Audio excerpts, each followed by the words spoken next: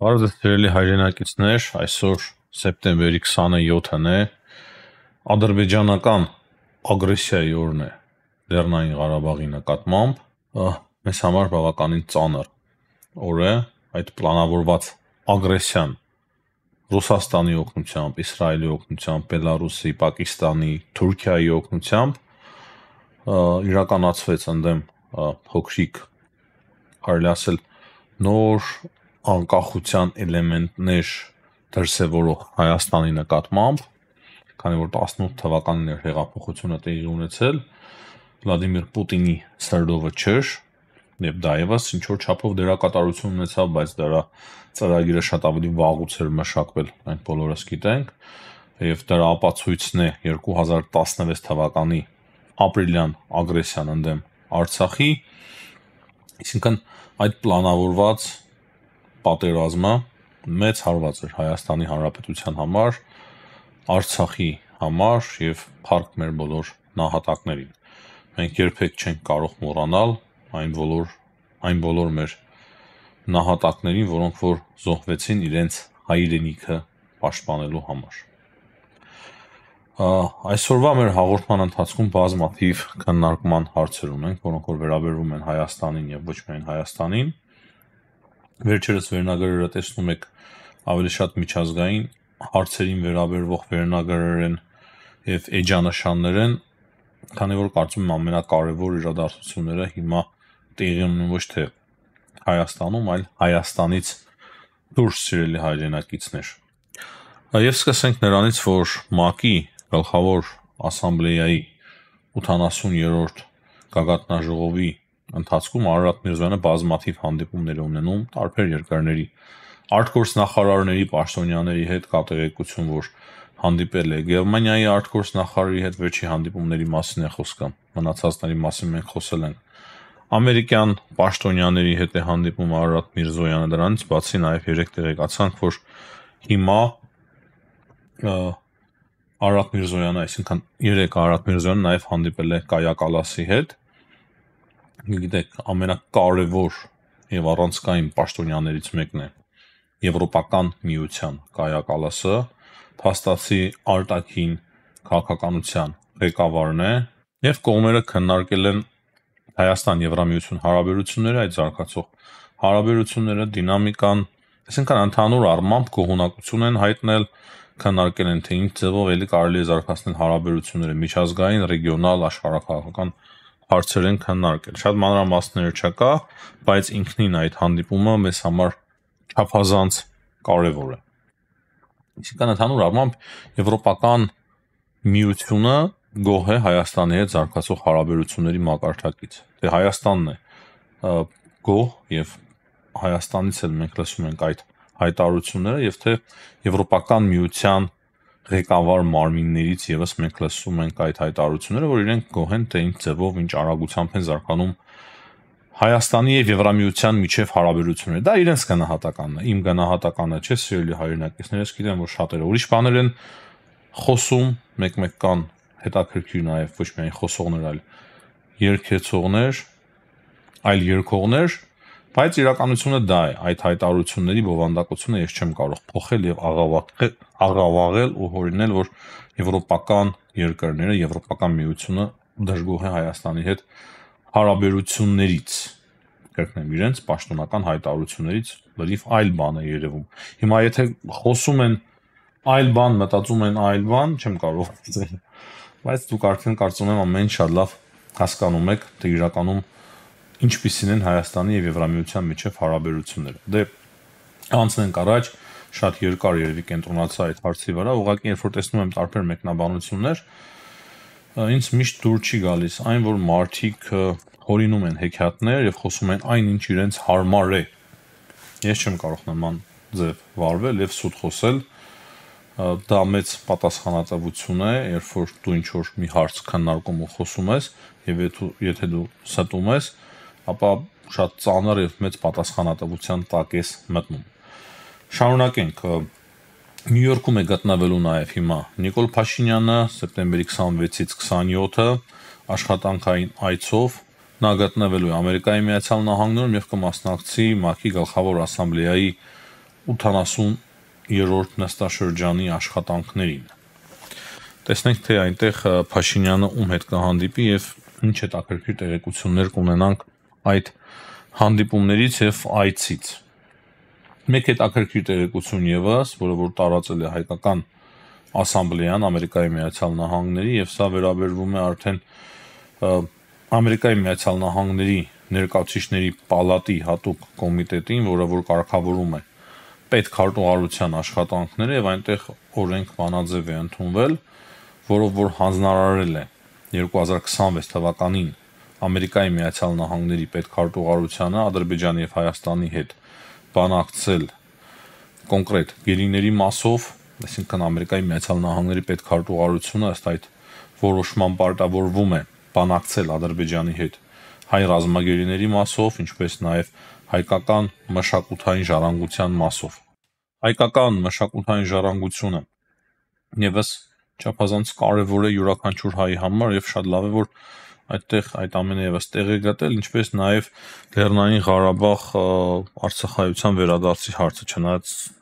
պարզ ասեմ, ես ինչ որ լուրջ ակնկալիքներ չունեմ, որ Ադրբեջանը թույլ տա, որպեսզի Արցախայցյանը վերադառնա իր տներ։ Այս պահի դրությամբ ես նման հնարավորություն չեմ տեսնում։ Վաղը կարող է ամեն ինչ փոխվել եւ կարող է արդեն տեսնենք նման հնարավորություններ, բայց հիմա նման հնարավորություններ ես չեմ տեսնում։ Ահա այս կանը Հայաստանի մասով արիքներ քաղաքական հարցերին չանդրադառնանք, Հայաստանում տեղի ունեցած այդ սպանությանը չանդրադառնանք, հայտարարություններին, ինչ որ սուտի իմպիչմենտներին, փոքրաթիվ հանրահավաքներին, այդ ամենից անկեղծ ասած ես զզվում եմ եւ չեմ էլ ուզում այդ մասին շատ երկար խոսել։ Թե ինչ որ լուրջ process-ներ լինի, այնուամենայնիվ մենք ստիպված կլինենք անդրադառնալ այդ հարցերին, բայց քանի որ լուրջ process-ներ չկան, չեմ ցանկանում անդրադառնալ այդ հարցերին, սիրելի հայրենակիցներ, ավելի լավ ժամանակ չկորցնենք, անդրադառնանք միջազգային կարևոր իրադարձություններին։ Եվ հետաքրքիր հայտարարություն է արել երեք Դոնալդ Թրամփը Ուկրաինայի մասով, սկսել է փոխել իր հայտարարությունների ոճը, այսինքն այս 10 օրերի ընթացքում հիմա այս ոճի հայտարարություններ է անում, կարող է մնացած հետագայում 10 օրերի ընթացքում լրիվ հակառակ ոճի հայտարարություններ անել, բայց հիմա ինքը ասում է, որ ինքը կարծում է, որ Ուկրաինան կկարողանա հետ բերել իր բոլոր գրավված տարածքները, քանի որ ինքը հետևում է պատերազմի ընթացքին, ինքը հայտ կարծիքին է, ինքը կրկին ասել է, որ ես շատ դժգոհ եմ այն ամենից, ինչ անում է Ռուսաստանը, ինչ անում է Պուտինը, նա բազմաթիվ մարդկանց է սպանում, ասում է Դոնալդ Թրամփը, եւ ասում է, որ իրենք շատ վատ են անում, իրենք նաեւ իրենց տնտեսությունն են դրել այդ ամենի մեջ, նրանք ռմբակոծում են, ասում է ամեն ինչ եւ շատ քիչ տարածքներ են գրավում, եթե ընդհանրապես գրավում են, բայց իրականում նրանք տարածքներ են կորցնում, ասել է Դոնալդ Թրամփը։ Ես կարող եմ մասամբ համաձայնվել Դոնալդ Թրամփի այդ հայտարարությունների հետ, բայց ոչ բոլոր այդ մտքերը ես կիսում եմ, քանի որ նաեւ այդ մտքերը իր փոփոխական են, դա եւս մի քիչ վիճահարույց հարց է։ Զելենսկին էլ հարցազրույց է տվել եւ ասել է, որ իրենք ակնկալիք ունեն, որ տամագավ քննարկումները կտրամադրի Ամերիկայի Միացյալ Նահանգները Ուկրաինային, ինքը այդ մասին խոսել է Դոնալդ Թրամփի հետ, եթե նման հրթիռներ տրամադրի Ամերիկայի Միացյալ Նահանգները, ապա մինչև Մոսկվա կկարողանա Ուկրաինան խոցել ինչ որ օբյեկտներ, չգիտեմ նման քայլի կգնա Թրամփը թե չէ։ Այս պահի դրությամբ շատ դժվար է նման կանխատեսում անել, չեմ կարծում, որ հիմա նման բան տեղի կունենա, բայց Զելենսկին այս հարցը քննարկել է, բարձրաձայնել է Թրամփի հետ եւ հիմա որ արդեն այդ ամենի մասին բարձրաձայն խոսում է, երևի թե ինչ որ թեթև խոստումներ ամեն դեպքում նա ստացել է։ Էրդողանի եւ Թրամփի հանդիպումից մենք նրա մասին խոսել ենք, բայց նոր մանրամասներ էլ կան, քանի որ հայտարարությամբ է հանդես եկել Դոնալդ Թրամփը կոնկրետ F-35 հրթիռների մասով, գիտեք, Թուրքիան վաղուց ցանկանում է F-35-եր ձեռք բերել, չի ստացվում, նրան խանգարում էր Բայդենը, չէր տալիս F-35-երը, հիմա Դոնալդ Թրամփը հայտարարում է, որ շատ հեշտ լուծվող հարց է, բայց դրա դիմաց Թուրքիան ինչ-որ բան պետք է անի։ Ինչ պետք է անի դրա դիմաց Թուրքիան, ես մոտավորապես պատկերացնում եմ, հիմնական պահանջը այն է, որ Ռուսաստանից հրաժարվեն նավթ եւ գազ ձեռք բերել եւ խզեն Ռուսաստանի հետ կապերը, այդ համակարգերը, որոնք որ S400 կարծես չէ, հակաօդային պաշտպանության ռուսական ձեռք էին բերել Ռուսաստանից, դրա պատճառով Ամերիկայի Միացյալ Նահանգները իմիջիայլոց չէին տրամադրում, հիմնական պաշտոնական պատճառներից մեկը դա էր, F-35 չէին տրամադրում Թուրքիային, եւ երևի դրանք պետք է փոխանցի Թուրքիան կամ հետ տա Ռուսաստանին կամ մտա Ուկրաինային, որ նման մի բան, որից հետո արդեն Դոնալդ Թրամփը որոշում կկայացնի եւ Ուկրաինային եւ Թուրքիային կմատակարարեն F-35 ինքնաթիռներ, բայց դա չէ ամենակարևոր հարցը հիմա աշխարհում։ Ես կարծում եմ, որ ամենակարևորը այն է, թե ինչ է տեղի ունենում եվրոպական երկրների հետ, խոսքը դրոնային գրոհների մասին է, տարբեր երկրներ են հիմա ենթարկվում դրոնային գրոհների, բայց ոչ միայն Եվրոպան, այլ նաև երեք Ալյասկայի մոտ, Ալյասկայից արևմուտք նկատել են ռուսական ինքնաթիռները եւ Ամերիկայի Միացյալ Նահանգները իրենց ռազմական օդային ուժերը ռազմաօդային ուժերը բարձրացրել են երկինք Բերինգի ծովի վրայով եւ Ալյասկայի մոտ է դա ուղեկցել են ռուսական ինքնաթիռը դուրս այդ տարածքից, այսինքն ռուսները չեն կարողացել մտնել Ամերիկայի Միացյալ Նահանգների օդային տարածք, ուղղակի բավականին մոտեցել են եւ շատ արագ արձագանքել է Ամերիկայի Միացյալ Նահանգների օդ ուժը, բայց Եվրոպայի հետ մի փոքր իրավիճակը այլ է, իրենց մոտ շատ ավելի բարդ է, մենք խոսում ենք, որ Դանիայի օդային տարածքը ենթարկվել է դրոնային հարձակման, չէին հասկանում սկզբում, թե որտեղից, ինչպես, հիմա արդեն նկատել են, որ ռուսական ռազմական նավ կա մոտակայքում, ավելի ճիշտ Դանիայից ոչ հեռու եւ այդ նավի վրա կարող է գտնվել 340 զինվորական դեսանտ եւ ամենայն հավանականությամբ այդ նավի վրայից էին բաց թողնվել այդ անօդաչու թռչող սարքերը, բայց միայն Դանիան չէ, որ հիմա ենթարկվել է նաեւ օդային հարձակման, այլ նաեւ Շվեդիան է գիշերը ենթարկվել օդային հարձակման, այսինքն այդ մասին ես երեք տեղեկացա ու չեն էլ հասկացել թե որտեղից է ենթարկվել օդային հարձակման, այսինքն անօդաչու թռչող սարքեր են նկատել, որտեղ որ մեծ ռազմական բազա կա Շվեդիայում, այդտեղ նկատել են անօդաչու թռչող սարք։ Եվ բնական է մենք էլ բոլորս հասկանում ենք, որ միանշանակ հիմնականում նրանք կասկածում են, որ դա եւս ռուսական անօդաչու թռչող սարք է եղել։ Ամեն օր մի նոր երկիր ենթարկվում է ռուսական դրոների հարձակման։ Այսինքն եթե հարձակում ենք, ասում անպայման չէ, որ թիրախավորեն, հարվածեն, ընկնեն այդ դրոնները, ուղղակի երկնքով անցնում են, ինչ-որ բաներ նկարում են, զայրացնում են, խոճապ են տարածում եւ հիբրիդային պատերազմի մաս է այդ ամենը դարձել եվրոպական երկրների վրայով, մեկ-մեկ նաեւ երամներով թռչում են ռուսական անօդաչու թռչող սարքերը, հիմնականում չեն կենտրոնացել դրանց խոցելու վրա, բայց դրա մասին շատ ակտիվ քննարկում են ՆԱՏՕ-ն եւ տարբեր եվրոպական երկրներ այդ մասին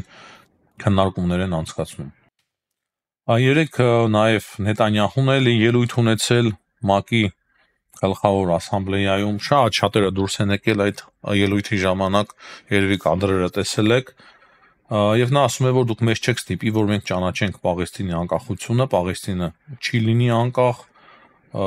նրանք թույլ են, մենք ուժեղ ենք եւ մենք ինքնասպանություն չենք գործի, Նետանյահուի խոսքերով պաղեստինցիների 90%-ը ուրախացել է եւ կողմ է, որ հոկտեմբերի 7-ին